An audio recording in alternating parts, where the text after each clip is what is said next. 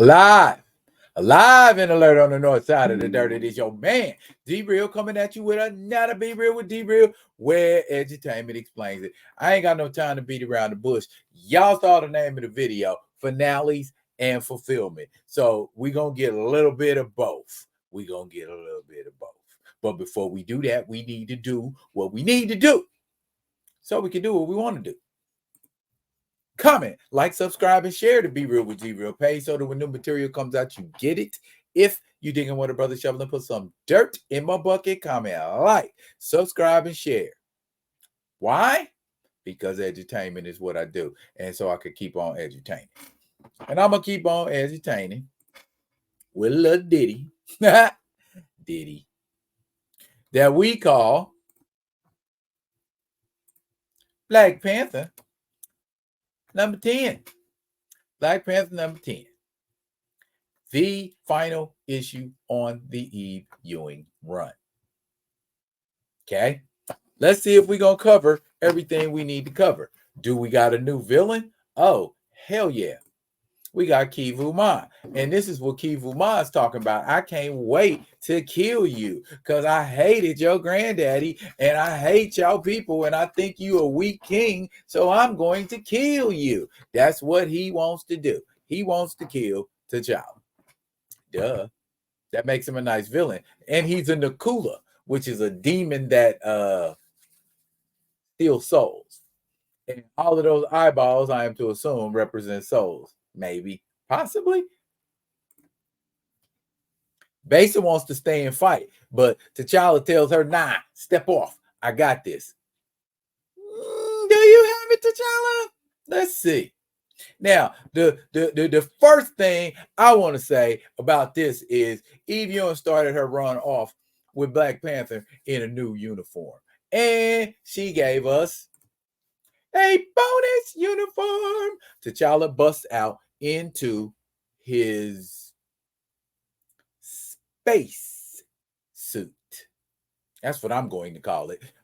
It's a space suit because he's going to be using it in space.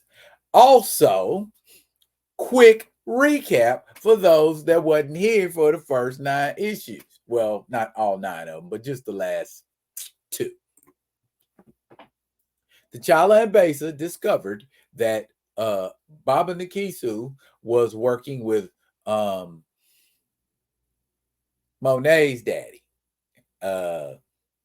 St. Croix. Yeah, was working with him, financing outer space stuff to put bodies in. Why are we putting bodies out in space in a nice floating outer space suppository? Because the souls are being utilized by kivu'ma and body laundering. Is that what we trying to do? Effectively, anyway, into the portal from the graveyard, because they were, remember last issue, they went into a graveyard. The graveyard led to a portal, and the portal led to this, and we got kivu'ma. All right. But because T'Challa's spacesuit is equipped with what appears to be some modicum of Midnight Angel technology, he's able to fly in. And also, what else did he do? He threw up a vibranium net in front of the portal. Word? Vibranium. Yet another versatile, vibrant utilization of vibranium. Okay? See, Ultron was right in the movie. And T'Challa, intelligence, he's displaying intelligence. He's able to work that technology and change the biometrics on it. Can't just be no dumb fighting guy to change the biometrics on some stuff. Okay? And he gets inside, starts poking around, and what does he discover? Nyobi. Oh my goodness. He's working this technology. He's working this technology he has never encountered before. He is showing his intelligence, right? Gets Nyobi out of the green goo and discovers that Nyobi's just a body with no soul. And we already know where his soul is. Kivu'ma eats souls. He keeps it well. He's a soul repository. Let's put it like that. And he uses them for his power.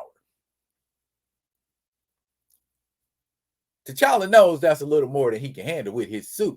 So his suit, which is known as Nyami's pride.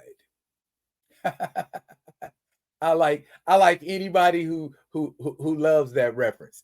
Okay. And he is sending someone his coordinates and a biosignature so they can get inside of this ship.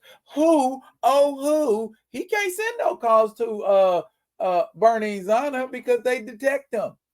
Oh my goodness. Oh, Suki now. That is none other than Intergalactic M'Baku. Intergalactic M'Baku? Hey, wasn't it a lot of people hollering and screaming about what we're going to hear about the Intergalactic Empire of Wakanda? You may now close your mouths. There it is. Bam, boom, bip, bap. Okay, and M'Baku shows up with Dr. Kotze, and they ascertain that all that is needed is a deep, engaging image to encourage the soul back to the body because their bodies are stored, and so their bodies want their souls to come back to them. All right, here we go. He's taking off. But before I take you to this image, I need to take you to this image first. Those are the images. And that's how everyone is being freed and their souls are being retethered back to their bodies. Okay? So we know eventually that's going to have an effect somewhere. Back to the action. T'Challa is taking kivu'ma away from where everyone else is at. As a matter of fact, he's flying back out into space through that portal and back to Earth, but he catches a shot before he does. Smashes his faceplate and has to take that helmet off. Kivu'ma is still on his back. He's still moving and grooving and doing what he needs to do. And avoiding kivu'ma because he can do that. Black Panther, jungle, that kind of thing. Not to mention he's a tactician and he can handle this. He has tactics. He's a tactician. Right? Okay. So we keep going. As the images make the souls flow back to their bodies, that makes kivu'ma weaker. Kivu'ma so weak he fell down. Now T'Challa's talking smack, and he does that a little too soon because kivu'ma calls on the shades of Koku from the Dajala, and they inhabit young Miss Nakisu, and she's doing this. Yikes. And with that kind of attack, and he's already been pressed by kivu'ma, he's a little tired. And they are saying that they're going to kill him. And it looks like kivu'ma does so because they get a reaction back on the other side of the portal. T'Challa's there. But it ain't T'Challa's body in there. It's T'Challa's soul. Kivu'ma won't let his soul come to that repository. Kivu'ma wants T'Challa to die. Now, if it works by showing the body images to draw the soul back, can you show the soul images that will make it go back to the body? Don't know. M'Baku seems upset about his homie dying. And so he tries to bring images to T'Challa to get him to remember where he needs to be and who he is and all of that. But it doesn't seem to be working. But Nyobi kicks in and says, maybe I can do something for y'all. And bam, boom, here he goes, tells him the city of your father needs you, your people need you, and images and ideas from the last 9 issues flood into his brain. And just like Blade in that first Blade movie, when he sucked that blood out of the doctor and yelled out Frost's name, I'm done playing. It's ready. It's ready. It's ready. And sure enough, young Miss Nikisu, possessed by Koku, tries to help, but luckily, Besa didn't 100% cower. She just kind of strategically retreated. And with that, T'Challa is able to dispatch kivu'ma.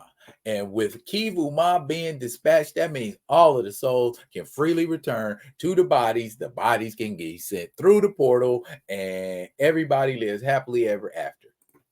Especially Besa, who finally gets to reunite with Samari. There, another loose end tied off, and they leave together happily ever after.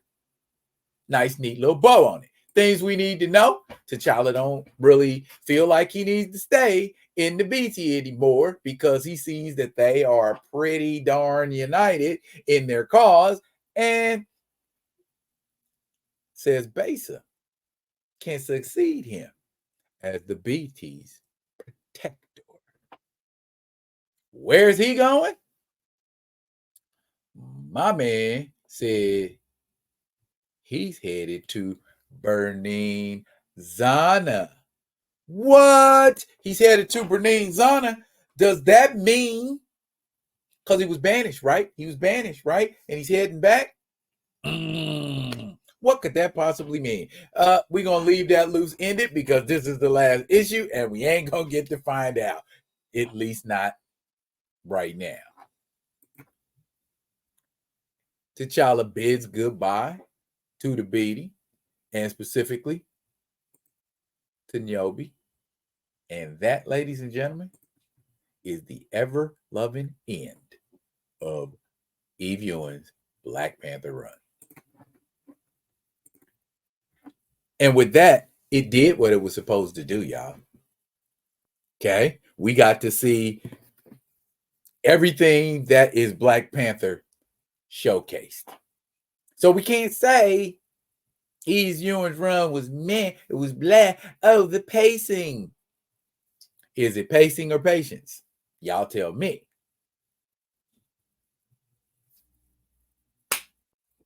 That's it, y'all. I'm done with this one. There ain't too much more to say that hasn't already been said, figuratively and literally.